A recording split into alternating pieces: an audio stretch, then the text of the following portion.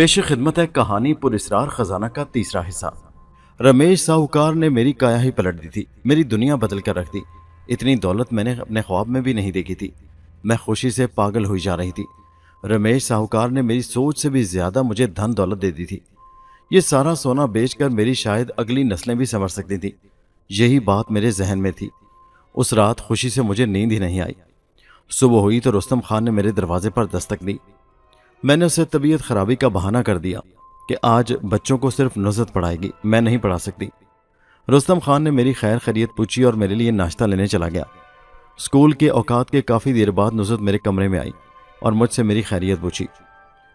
मैंने उसे कहा कि मैं अब बेहतर हूँ, लेकिन मैं घर जाना चाहती हूँ। वो पूछने लगी खैरियत। मैंने उसे बताया कि मेरा घर से दिल घबराया हुआ है, मैं 2-1 रोज़ में आ जाऊंगी।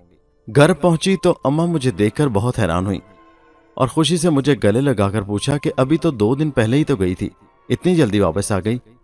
मैंने माँ को बताया कि बस किसी ज़रूरी काम से आई हूँ।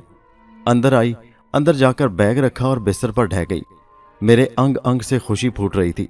अम्मा मुझे खुश देखकर बहुत खुश थी। वो समझी शायद मेरी तनख्वाह बढ़ गई है या मुझे कोई बोनस मिला है जिसकी वजह से मैं इतनी खुश हूँ। मगर अम्मा नहीं जानती थी कि मुझे ऐसा बोनस मिला था जो मेरी अगली नस्लें भी संवार सकता था। ताकचा बैग में सबसे नीचे रखा हुआ था, जिसे मैं बैग से बाहर से हाथ लगाकर बार बार महसूस कर रही थी। मेरा भाई अभी तक वापस नहीं आया था। मैं रात होने का इंतजार करने लगी। भाई जैसे ही घर पहुंचा मैंने उसे फौरन अपने कमरे में आने को कहा। अम्मा कहने लगी, पगली वो अभी काम से आया है, उसे खाना तो खा लेने दे, जरा सब्र कर। मैंने कहा, भाई से जल्दी से खाना खाकर मेरे कमरे में आओ। अम्मा भी मेरी हरकतों से परेशान हो गई थी कि आखिर अचानक मुझे हो क्या गया। मैं बहुत खुश नजर आ रही थी और पुरजोश भी। खाना खाकर भाई सीधा मेरे कमरे में आया तो मैंने भाई को अपने सामने बिठाया। थोड़ी देर बाद अम्मा भी आ गई तो मैंने जल्दी से कमरे की कुंडी लगा दी। अम्मा और भाई हैरानी से मेरी तरफ देख रहे थे कि इसे क्या हो गया। उन्होंने पूछा, क्या हुआ, खैरियत तो है? मैंने कहा, अम्मा खैरियत है, ये बताओ दरवाज़ा बाहर का बंद है। माँ ने मुझे तसल्ली दी और कहने लगी, हाँ बाहर का दरवाज़ा बिल्कुल बंद है, तुम फिक्र मत करो। लेकिन आखिर बात क्या है, कोई ख़ास बात है जो इतनी एहतियात से काम ले रही हो? अम्मा एहतियात बहुत ज़रूरी है। जो बात मैं आप दोनों से कहने जा रही हूँ वो सुनकर शायद आपको मुझ पर यकीन ना आए, मगर यह हकीकत है। अल्लाह ताला ने हमारी सुन ली, खुदा ने हमारे दिन फेर दिए हैं। अम्मा, मेरी बात सुनकर भाई की आंखें भी चमकने लगी और अम्मा हैरत से मुंह खोले मुझे देखे जा रही थी। क्या मतलब, हमारे दिन कैसे फिर गए? खुदा का शुक्र है कि तू काम पर लग गई है, तेरा भाई भी काम कर रहा है। अल्लाह ताला हमें बड़े अच्छे तरीके से रिज़्क फराहम कर रहा है अपने वसीले से। अरे नहीं अम्मा, अल्लाह ताला ने मुझे छप्पर फाड़ कर दिया है। अरे ये क्या कह रही है तू? अम्मा का मुंह खुले का खुला रह गया। हाँ अम्मा, मैं बिल्कुल सच कह रही हूँ। मेरी बात सुनकर शायद उन दोनों को मुझ पर यकीन नहीं आ रहा था, लेकिन मैंने उन्हें बताया कि मुझे इतनी दौलत मिली है कि शायद हमने अपने ख्वाब में भी ना देखी होगी। अरे बाजी, क्या पहेलियां बुझवा रही हो? जल्दी से बताओ, मुझसे सब्र नहीं हो रहा। आखिर इतनी दौलत मिली कैसे? भाई खुशी से बोला। मैंने उनको मुख्तसरन बताया कि मेरी मुलाकात एक सरफिरे नौजवान से हुई जो खुद को किसी राजा महाराजा, किसी नवाब की औलाद बताता है, और उसने मुझे उस पुरानी हवेली से अपने पुरखों का खजाना निकाल कर दिया है जो कि ज़्यादातर सोने की शक्ल में है और चंद हीरे हैं। मैंने अम्मा और भाई को बैग से संदूकचा निकाल कर दिखाया जिसमें तकरीबन 2.5 किलो से ज़्यादा के वज़न के करीब सोना मौजूद था। अम्मा और भाई की आंखें फटी की फटी रह गईं। अम्मा तो हैरत और खुशी से बेहोश होने को थी। खुदा के लिए सच सच बता, क्या तूने कहीं से यह सोना चुराया तो नहीं? अरे नहीं अम्मा, बड़े अफसोस की बात है। क्या तू अपनी बेटी को ऐसा समझती है? क्या मैं चोर हूं? क्या तुझे अपने खून पर एतबार नहीं है? मैं कसम उठाकर कहती हूं अम्मा, मैंने कहीं से नहीं चुराया। बस कहा ना, एक सरफिरा नौजवान मुझे मिल गया था जिसने मुझे ये सोना एक खजाने में से निकाल कर दिया। अम्मा मेरी बात सुनकर मुतमईन हो गई। खुशी से हम तीनों बेहाल हो रहे थे। सारी रात हम तीनों खुशी से बातें करते रहे। अम्मा बार बार मुझे समझा रही थी कि सोने को संभाल कर रखो, अगर किसी को कानों कान खबर हो गई तो ऐसा ना हो कि मुश्किल पड़ जाए, हमारे घर डाका पड़ जाए, चोर उचक्के आ जाएं। इसलिए एहतियात बेहतर है, एहतियात करो। सोना छोटे छोटे सोने की मोहरों की शक्ल में था जिसे शायद अंग्रेजों से पहले के दौर से संभाल कर रखा गया था। खालिस सोना था। अब मरहला ये था कि इस सोने को किस तरह मार्केट में बेचा जाए, ऐसा ना हो कि हम पर चोरी का शुबा लगा दिया जाए। इसके लिए मैंने भाई से मशवरा किया तो भाई ने मशवरा दिया कि उसका जानने वाला एक सुनार है, उसे थोड़ा थोड़ा करके घर पर ही बुलवाकर फरोख्त कर दिया जाए। मैंने उसे छोटे छोटे काफ़ी टुकड़े दिए जो शायद कुछ तोले के बराबर थे। بھائی نے انہیں بازار میں فروخت کیا تو ہماری خوشی کی انتہا نہ رہی۔ ہمارے پاس 4 سے 5 لاکھ روپے اکٹھے ہو گئے، جو شاید آج کے 30-40 لاکھ روپے کے برابر ہوں۔ اماں مجھے بار بار محتاط رہنے کا مشورہ دیتی تھی۔ محلے اور گرد و نواح میں کسی کو کانو کان خبر نہیں ہونی چاہیے۔ میں نے نوکری سے استعفیٰ دے دیا۔ نصرت میرے اس فیصلے پر بہت حیران ہوئی۔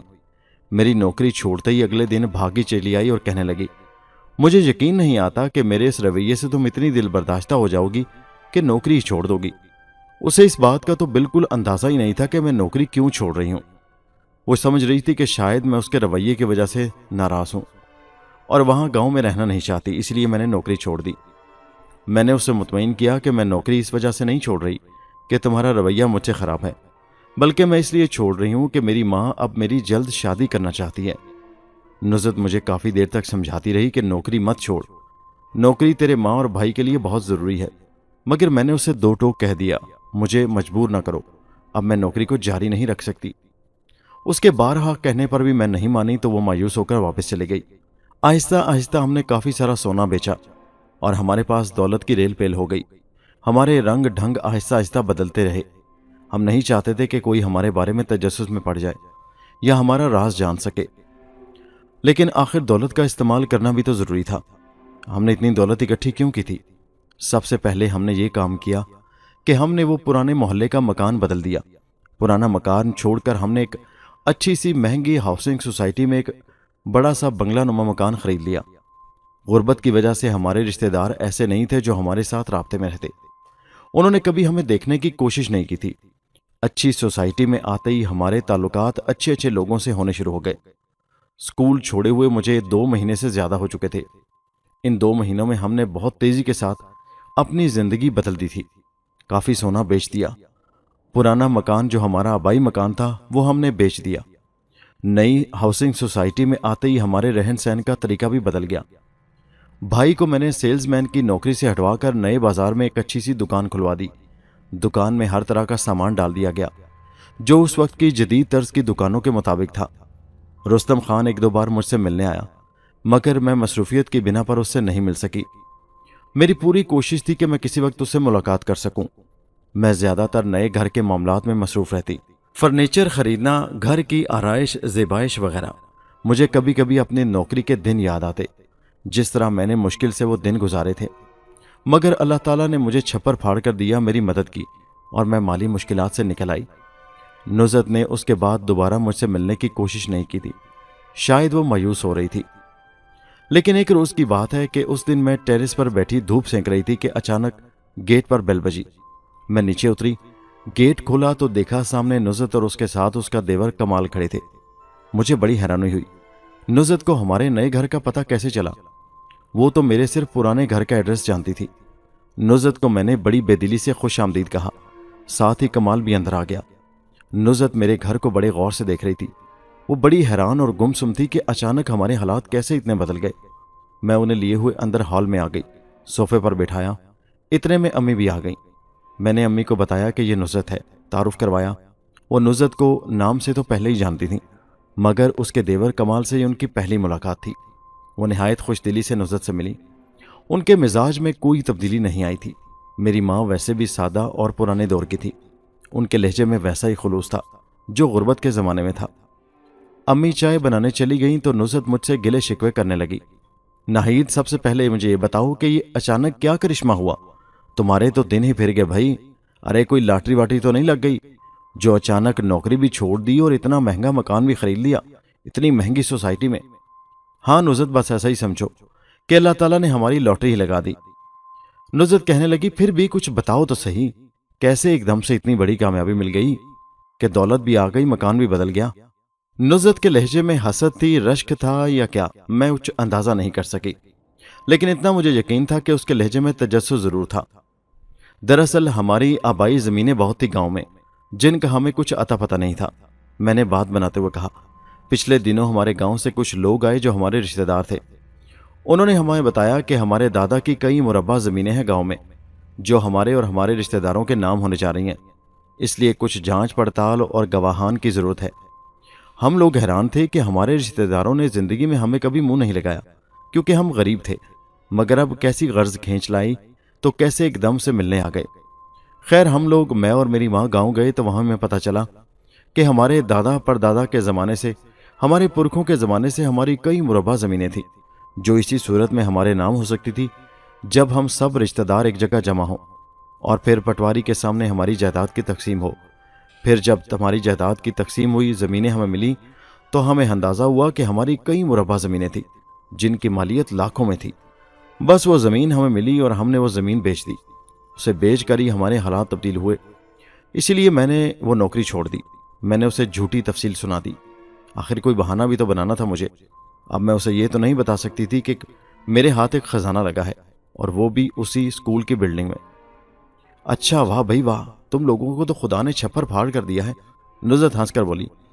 اچھا، اگر تم نے نوکری چھوڑ دی ہے تو اب تم کیا کرو گی؟ اس ساری گفتگو کے دوران میں نے محسوس کیا کہ اس کا دیور کمال مجھے دلچسپی بھری نظروں سے گھور رہا تھا۔ کرنا کیا ہے، بس آرام اور عیش، میں نے نخرے سے کہا تو وہ نزہت بولی۔ شادی کا کوئی ارادہ ہے بھائی یا نہیں؟ نہیں بھائی، جب کوئی پسند آئے گا مجھے تو کر لوں گی۔ کیوں، ابھی کیوں نہیں؟ بھائی میرے معیار کا کوئی ملے گا تو تب نا۔ یہ تم کیا کہہ رہی ہو ناہید؟ کیسا معیار؟ ارے بھائی معیار کا مطلب ہے کوئی میری پسند کے مطابق ہوگا، مال و دولت والا ہوگا تو کر لوں گی۔ میں نے کندھے اچکا کر کہا تو وہ بولی، دیکھو دراصل میں کمال کے سلسلے میں تمہارے پاس آئی ہوں۔ تم جانتی ہو کمال تمہیں شروع سے پسند کرتا ہے اور تم سے شادی کرنا چاہتا ہے۔ کمال میرا دیور ہے، میں اسے اچھی طرح جانتی ہوں، اس میں کوئی برائی نہیں۔ میں اس کی پہلی حرکت پر تم سے معافی چاہتی ہوں، نادانی میں اس سے یہ حرکت ہو گئی، مگر اس نے مجھے بتایا ہے کہ یہ دل و جان سے تمہیں چاہتا ہے، تم سے پیار کرتا ہے، تم اس سے شادی کر لو۔ میں نزہت کی بات سن کر ایک دم سیخ پا ہو گئی، مجھے غصہ آ گیا۔ نزہت زبان سنبھال کر بات کرو، تم نے مجھے سمجھ کیا رکھا ہے؟ تم میرے گھر آئی ہو، میری مہمان ہو، ورنہ… نزہت میرے اس طرح لہجہ بدلنے پر ایک دم حیران رہ گئی، بولی، یہ تم کس لہجے میں مجھ سے بات کر رہی ہو ناہید؟ میں تمہاری بہت پرانی سہیلی ہوں، ہر دکھ سکھ میں تمہارے کام آئی ہوں۔ اگر تم نے رشتے سے انکار ہی کرنا ہے تو یہ کوئی طریقہ نہیں کہ تم مجھے گھر آئے ہوئے بے عزت کر رہی ہو، ذلیل کر رہی ہو، رسوا کر رہی ہو مجھے۔ نزہت کا لہجہ ایک دم دکھ بھرا ہو گیا، مگر میں تو اس وقت ہوا کے گھوڑے پر سوار تھی۔ میں نے غصے سے کہا، نزہت میں جانتی ہوں کہ تم نے میرا بہت ساتھ دیا، مگر تمہیں مجھ سے شادی کے لیے یہی لنگور ملا تھا؟ میں نے کمال کی طرف اشارہ کیا۔ میں اسے کیا سمجھتی ہوں؟ اسے فوراً لے کر یہاں سے چلی جاؤ اور آئندہ خبردار اس کا رشتہ لے کر یہاں آئی، میں اس کی شکل دیکھنا بھی گوارا نہیں کرتی۔ نزہت میرے اس لہجے پر ہکا بکا رہ گئی۔ ناہید یہ تمہیں کیا ہو گیا ہے؟ دولت آتے ہی تمہاری آنکھیں پھر گئیں؟ کمال کا چہرہ بھی اس بے عزتی پر دھواں دھواں ہو رہا تھا، وہ اپنی اتنی تذلیل پر عجیب و غریب کیفیت میں آ گیا تھا۔ نزہت میں تم سے الجھنا نہیں چاہتی، معاف کرنا، میرے اور تمہارے معیار میں اس وقت زمین آسمان کا فرق ہے۔ تمہارا یہ کمال اس وقت اگر مجھ سے شادی کی خواہش کر رہا ہے تو یہ آسمان کو چھونے کی کوشش کر رہا ہے۔ اسے کہو میری نظروں کے سامنے سے گم ہو جائے، اور بے شک آئندہ تم بھی مجھ سے ملنے مت آنا، مجھے تم جیسی خود غرض سہیلی نہیں چاہیے۔ اب میرے پاس دولت دیکھی ہے تو میرا رشتہ لے کر آ گئی۔ میری اس بات سے نزہت کا چہرہ بیچاری کا رونے والا ہو گیا تھا۔ وہ اچانک اٹھی اور بولی، ناہید، دولت نے تمہاری آنکھوں پر پٹی چڑھا دی ہے، مگر یاد رکھو جو چھپر پھاڑ کر دیتا ہے وہ اسی طرح واپس بھی لے سکتا ہے۔ تم آج اپنے وہ دن بھول گئی ہو جس دن تم وین کا کرایہ تک بچانے کے لیے کتنی دور تک پیدل سفر کرتی تھی؟ آج دولت کی ہوس نے تمہاری آنکھوں پر پردہ ڈال دیا ہے۔ دولت آنے سے انسان کا اصل چہرہ اور اصل شکل سامنے آ جاتی ہے۔ تمہارا بھی اصلی چہرہ میرے سامنے آ چکا ہے۔ کمال تمہیں پسند نہیں، یہ الگ بات ہے، مگر تمہیں اس طرح ہماری بے عزتی کرنے کا کوئی اختیار نہیں، کوئی حق نہیں، سمجھی تم؟ اچھا، مجھے لیکچر نہیں سننا، نزہت تم جا سکتی ہو، میں نے بے رخی سے کہا تو نزہت ایک دم پلٹی اور کمال کو ساتھ لیے ہوئے میرے گھر سے چلی گئی۔ میں نے اسے بے عزت کر کے گھر سے نکلنے پر مجبور کر دیا تھا اور میں اس پر بہت خوش تھی۔ شکر ہے جان چھوٹی ان تھرڈ کلاس لوگوں سے، میں آئندہ ان کا چہرہ بھی دیکھنے کی روادار نہیں۔ میں دل ہی دل میں بہت خوش تھی کہ اس مڈل کلاس سہیلی سے میری جان چھوٹی، اور اس کے چھچورے دیور سے بھی۔ اماں چائے لے کر آئیں تو پوچھا کہ نزہت کہاں چلی گئی، تو میں نے بتایا کہ اسے کچھ ضروری کام یاد آ گیا تھا، اس لیے چلی گئی۔ میں نے اپنی ماں کو جان بوجھ کر نہیں بتایا تھا کہ وہ آئی کس لیے تھی اور اتنی جلدی چلی کیوں گئی، ورنہ شاید وہ میرے اس طرح کے سلوک پر برا منا جاتی۔ مجھے اس کی بے عزتی کر کے گھر سے نکالنے کا کوئی افسوس نہیں تھا۔ میں نے آگے پیچھے کئی امیر لڑکیوں سے دوستی کر لی، سوسائٹی میں ایک سے بڑھ کر ایک اچھی اور امیر فیملی تھی، انہی میں ایک رومانہ بھی تھی، امیر ماں باپ کی اکلوتی بگڑی ہوئی بیٹی، مگر اس کی یہی عادت مجھے پسند تھی کہ وہ بے انتہا امیر تھی اور اسے اپنی امیری دکھانے کا بھی شوق تھا۔ وہ میری سب سے بے تکلف سہیلیوں میں شامل ہو گئی۔ انہی دنوں میرے سر پر جنون سوار ہوا کہ لوگوں کو دکھانے کے لیے مجھے کچھ کرنا چاہیے تاکہ کوئی مجھ پر یہ سوال نہ اٹھا سکے کہ ہمارے پاس اتنی دولت اچانک کہاں سے آ گئی۔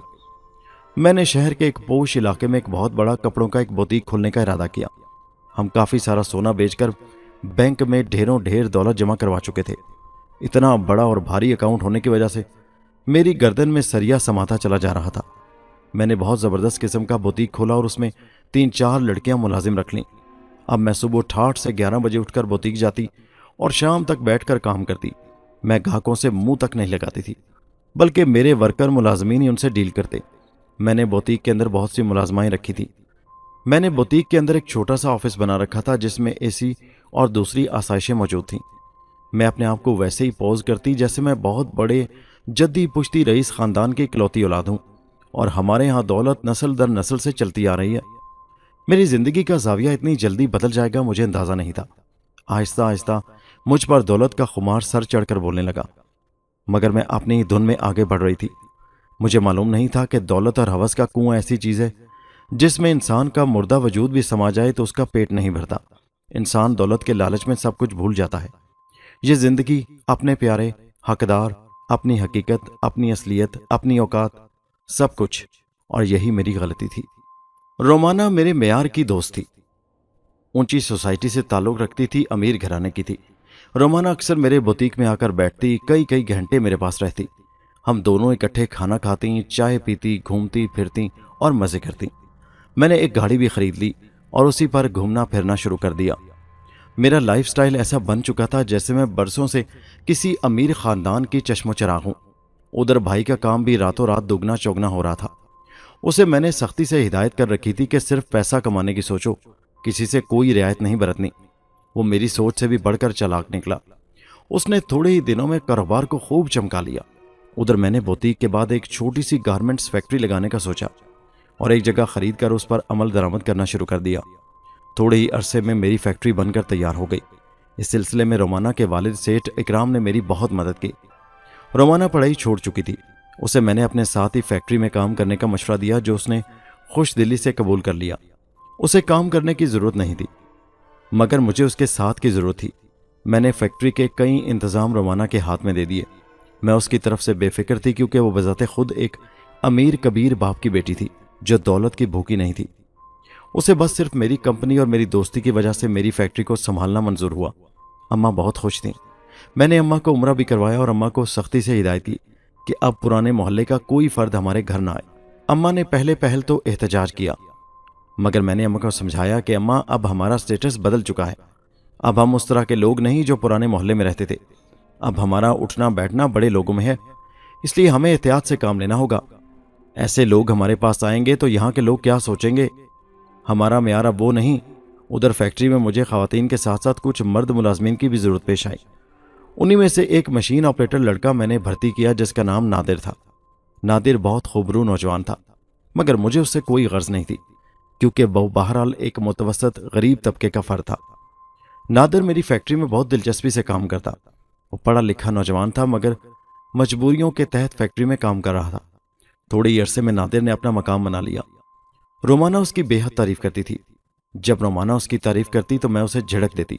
میں کہتی، رومانا وہ ایک غریب آدمی ہے، کام کرتا ہے تو اس کے عوض تنخواہ لیتا ہے، ہم اس کی محنت کے عوض اسے پیسے دیتے ہیں، اس لیے اس سے زیادہ متاثر ہونے کی ضرورت نہیں۔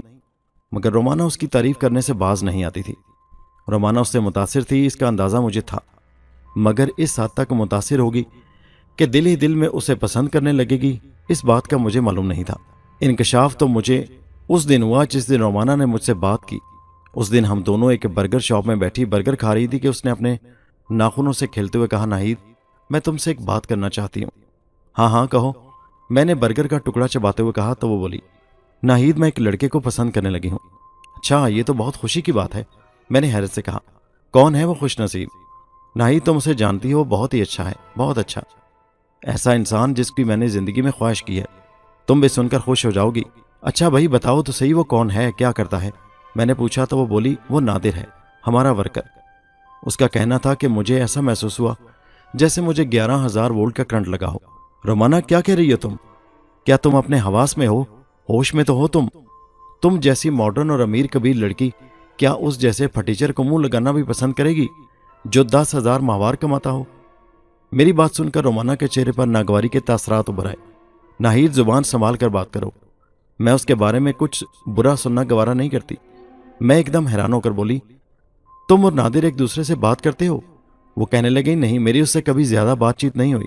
वो हमेशा संजीदगी से अपने काम में मगन रहता है, कभी फालतू बात नहीं करता, ना ही नजरें उठाकर देखता है, रोमाना ने बताया। तो फिर तुम उसकी मोहब्बत में कैसे गिरफ्तार हो गई? मैंने हैरानगी से कहा। बस मैं नहीं जानती नाहिद, मैं इतना जानती हूं कि मुझे अच्छा लगता है, बहुत अच्छा। वो मुकम्मल मर्द है, ऐसा मर्द जिसे चाहने की कोई भी औरत ख्वाहिश कर सकती है। मुझे उसकी गुर्बत से कोई गर्ज नहीं, ना ही उसके हालात से। मैं तो बस ये जानती हूं कि वो बहुत अच्छा है। मेरी हालत ऐसी थी जैसे काटो तो बदन में लहू नहीं। रोमाना, सोच समझ कर बात करो। तुम आसमान हो और वो जमीन। उस जैसे गरीब लोगों से रिश्तेदारी बनाने का सोचना भी गुनाह है। वो जिंदगी में तुम्हें कोई खुशी नहीं दे सकता। जो खुद 10,000 रुपये माहवार कमा रहा है, वो तुम्हें क्या खुशियां देगा? मेरी बात सुनकर रोमाना मेरी तरफ देखकर कहने लगी, तुम क्या जानो नाहिद, मोहब्बत क्या चीज है? ये उसकी मोहब्बत ही है जो मुझे अंदर ही अंदर पिघलाए दे रही है। तुम जो भी कहो, मैं तो इतना कहूंगी, यह सरासर बेवकूफ़ी है। वो तुम्हारे जोड़ का नहीं है रोमाना, मैंने उसे समझाते हुए कहा। तो रोमाना कहने लगी, कुछ भी हो नाहिद, मैं इस मामले में कुछ भी सुनना पसंद नहीं करूंगी। वो जो कुछ भी है मेरे लिए सबसे अच्छा है, सबसे ज्यादा अच्छा। मैंने उसे मजीद कुछ समझाने का इरादा तर्क कर दिया और हम उठकर घर वापस आ गई। मैंने महसूस किया कि वो कई बार काम देखने के बहाने बहाने से नादिर के पास जाती, मगर वो मस्त मलंग अपने काम में मसरूफ रहता। बिलाशुबा खूबरू नौजवान था, मगर रोमाना उसके लिए पागल हुए जा रही थी। और फिर उस दिन मैंने उन दोनों को आपस में बातें करते हुए देख लिया। रोमाना मेरी मुलाजिम नहीं थी, वो तो मेरा बस फैक्ट्री में हाथ बटाती थी, इसलिए मैं उसे कुछ कह नहीं सकती थी। मुझे ही अंदर नादिर से खार होने लगी। ये हसद थी, जलन थी या क्या, कुछ महसूस नहीं कर सकी। मगर उस दिन के बाद मुझे नादिर और ज्यादा बुरा लगने लगा। मैं उसके काम में ख्वामख्वाह नुक्स निकालने लग दी। मैंने पूरा इरादा कर लिया था कि उसे नौकरी से निकाल बाहर करूंगी। और फिर एक दिन मैंने उसकी मामूली सी गलती को पकड़ लिया और उसे खूब खरी खरी सुनाकर नौकरी से बाहर निकाल किया। अगले दिन रोमाना को पता चला तो मेरे पास आई और कहने लगी, तुमने नादिर को नौकरी से क्यों निकाला? मैंने उसकी तरफ देखते हुए कहा, रोमाना, वो काम में गफलत बरत रहा था, इसलिए मैंने उसे निकाल दिया। मेरी हैरत की इंतहा न रही जब रोमाना ने फूट फूट कर रोना शुरू कर दिया। अब वो रोई जा रही थी। मैंने उसे सोफे पर बिठाया, तसल्ली दी और कहा, क्या हुआ, तुमने इस बात को इतना दिल पर क्यों ले लिया? उसने मुझे बताया कि नादिर के घर के हालात काफी खराब थे। उसके सर पर 2 बहनों का बोझ था और उसके माँ और बाप दोनों बीमार थे, इसलिए वो ये नौकरी किसी सूरत छोड़ना नहीं चाहता था। मगर तुमने उसे कोई मौका दिए बगैर नौकरी से निकाल दिया। मुझे एक लम्हे के लिए थोड़ा सा दुख महसूस हुआ। फिर मैंने कहा, रोमाना, अगर मैं उसे नौकरी पर रख भी लूं तो फिर भी मैं तुम्हें यही मशवरा दूंगी कि तुम उसका ख्याल दिल से निकाल दो। क्या तुम उसकी गुर्बत के साथ समझौता कर सकती हो? मेरी उस वक्त हैरत की इंतहा न रही जब उसने बताया कि वो नादिर से मोहब्बत करती है और नादिर के साथ हर किस्म के हालात में गुजारा कर सकती है। उसने बताया कि अभी तक नादिर से उसने शादी की बात नहीं की, ना ही नादिर ने उससे कोई ऐसी बात की है। बताने लगी कि वो बहुत रिजर्व रहता है। वो इस बात को महसूस करता है कि मैं उसे पसंद करती हूँ, मगर वो कभी अपनी हद को अबूर नहीं करता। रोमाना ने बताया कि उसके डैडी भी शायद नादिर से शादी पर किसी सूरत नहीं मानेंगे। उस रात मैं काफ़ी देर तक रोमाना की बातों के बारे में सोचती रही। उसके ख्यालात काफ़ी अजीब थे। वो इतनी अमीर होने के बावजूद एक दर्दमंद दिल रखने वाली लड़की थी, मगर क्या ये सब ठीक था? उसने फैक्ट्री आना छोड़ दिया। उसकी एक ही डिमांड थी कि मैं उसी सूरत फैक्ट्री में आऊंगी जब तुम नादिर को दोबारा नौकरी पर रखोगी। मगर मैं नादिर को किसी सूरत नौकरी पर नहीं रखना चाहती थी। शायद मैं खुद उसे पसंद करने लगी थी और उसका रोमाना के साथ, मगर इस बात से मैं नाआशना थी। मैं खुद फैक्ट्री पर तवज्जो देने लगी। मैंने भाई को कहकर उसे फैक्ट्री में हाथ बटाने को कहा। दुकान पर उसने मुलाजमीन रख लिए थे। अब मुझे रोमाना की भी जरूरत नहीं थी। इस बात को काफ़ी वक्त गुजर गया। 3-4 महीने गुजर गए। एक दिन मुझे रोमाना मिली, फिर मेरे घर आई। वो बहुत खुश थी। उसने बताया कि वो नादिर से शादी करने जा रही है। मैंने हैरान होकर पूछा कि क्या तुम्हारे डैडी मान गए? तो उसने कहा, नहीं, डैडी ने मुझे अपनी तमाम जायदाद से आग कर दिया है, क्योंकि मैंने जिद की थी कि मैं सिर्फ नादिर से ही शादी करूंगी। उसने बताया तो मैं हैरत से उछल पड़ी। तो क्या तुम फिर भी नादिर से शादी करने जा रही हो? हाँ बिल्कुल, मैं उसी से शादी करूंगी। मैं उसके साथ हर तरह के हालात में खुश रहूंगी। वो अब क्या करता है? मैंने पूछा। محنت مزدوری کرتا ہے, جہاں کہیں کام ملے چلا جاتا ہے, محنت کو آر نہیں سمجھتا. اس نے گڑ گڑا کر تم سے نوکری مانگنے کی درخواست نہیں کی. وہ کہتا ہے کہ سب کو رزق دینے والا خدا ہے, وہ رزق دینے والا ہے. میں اس کی باتیں سن کر کافی حیران ہوئی. رومانہ چلی گئی. اس دن کے بعد رومانہ دوبارہ میرے پاس واپس نہیں آئی. ایک دن مجھے خبر ملی کہ رومانہ نے نادر سے کورٹ میرج کر لی ہے. میں کافی دیر تک سوچتی رہی کہ رومانہ اتنی امیر ہونے کے باوجود کتنی پست سوچ رکھنے والی تھی. امیر گھرانے سے دوبارہ غربت کی طرف چلی گئی. پھر مجھے اپنے آپ پر رشک آنے لگا. جو غربت سے امیری کی طرف آئی تھی, خدا نے مجھے ہر طرح سے کامیابی دے رکھی تھی, اور میں اس بات پر فخر کرنے لگی. دوستو, یہ دلچسپ کہانی ابھی جاری ہے. اس کا اگلا حصہ نیکسٹ ویڈیو میں ملاحظہ کیجیے, جس کا لنک اسی ویڈیو کے نیچے ڈسکرپشن میں موجود ہے. نیچے کمنٹ سیکشن میں اپنے قیمتی خیالات کا اظہار ضرور کیجیے, اور ہمارے چینل حیدر وائس کو سبسکرائب کیجیے. شکریہ.